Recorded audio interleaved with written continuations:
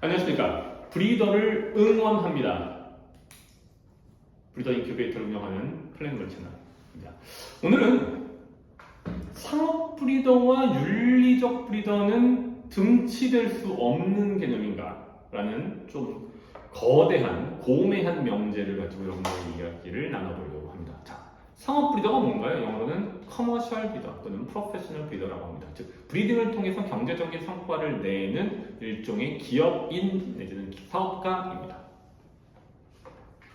윤리적 브리더는 뭔가요? 저희가 앞쪽 시간에서 한번 알아봤었는데 윤리적인 지침을 지키면서 즉 동물의 행복, 동물의 건강 그리고 자신의 동물을 분양받아가는 새로운 보호자들, 즉 자신의 고객들, 그다음에 그 품종에 관련된 이야기들을 관리하는 사안들을 관리하는 혈통등록기관에서 요구하는 지침들을 따르는 것이 윤리적 브리더라고 있습니다. 사실 답은 이미 나와 있습니다. 상업 브리더도 윤리적 브리더일 수 있습니다. 윤리적 브리더 중에는 상업 브리더가 있기도 하고 상업 브리더가 아닌 사람도 있기도 합니다. 사실 상업 브리더라는 말을 하기 위해서는 우리는 무엇을 얘기합니까? 브리더의 카테고리, 브리더의 층위에 대해서 이야기할 필요가 있습니다. 브리더의 층위를 나누는 방법은 매우 다양합니다. 브리더의 능력을 중심으로 본다면 성공한 브리더와 그냥 그런 브리더와 망한 브리더가 있겠죠. 근데 이걸 조금 더 있어 보이는 표현으로 얘기하자면 엘리트 브리더라는 개념이 있습니다.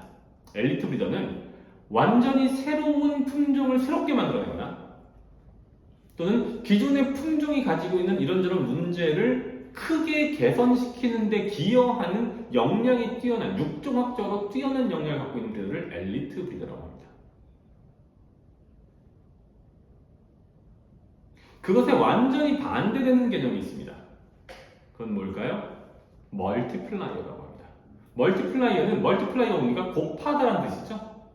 그냥 누가 만들어 놓은 개체를 확대 재생산합니다. 한국말로 하자면 위쪽은 육종가, 즉 멀티플라이어는 육종가이고 멀티플라이어는 번식가 또는 번식자, 조금 약간 업게 말한다면 보통 우리는 업자를 붙이면 없어 보이는 표현이니까 번식업자가 됩니다.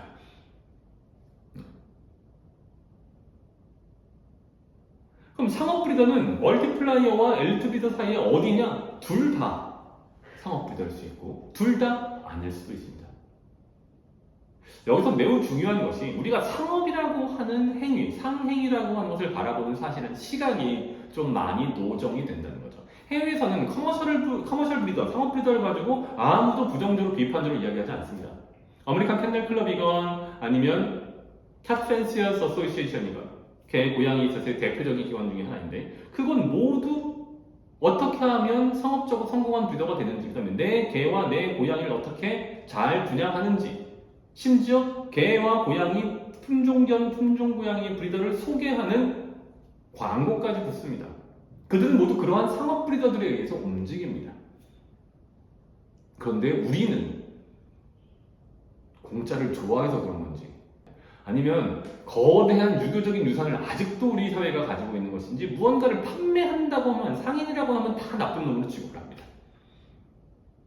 다시 말씀드립니다. 상업 브리더는 브리딩을 통해서 경제적인 성과를 추구하는 사람이라는 것 이상도 이하도 아닙니다. 우리 모두는 자본주의 사회에 살고 있어서 경제적인 성과를 추구합니다. 우리가 경제적인 성과를 제대로 추구하지 않는 사람을 사회의 기생충이라고 보거나 또는 실패자라고 보죠.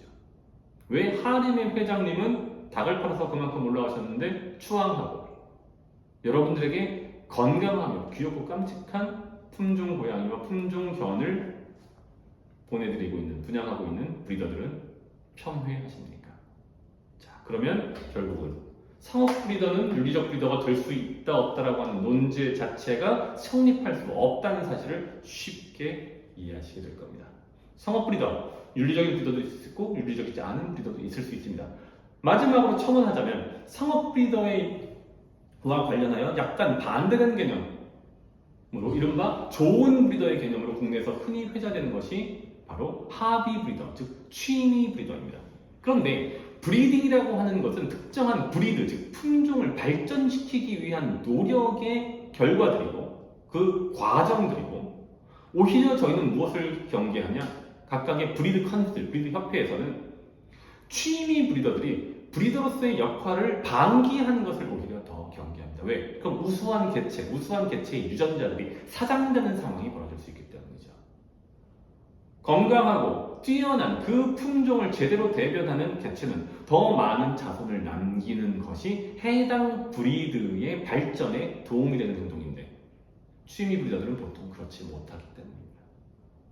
그러면서 오히려 취미 브리더는 윤리적인 것까지는 아니겠지만 품종의 발전이라고 하는 dog fancy와 cat fancy에 있어서의 부정적 영향을 미치는 존재일 수 있는 것이죠.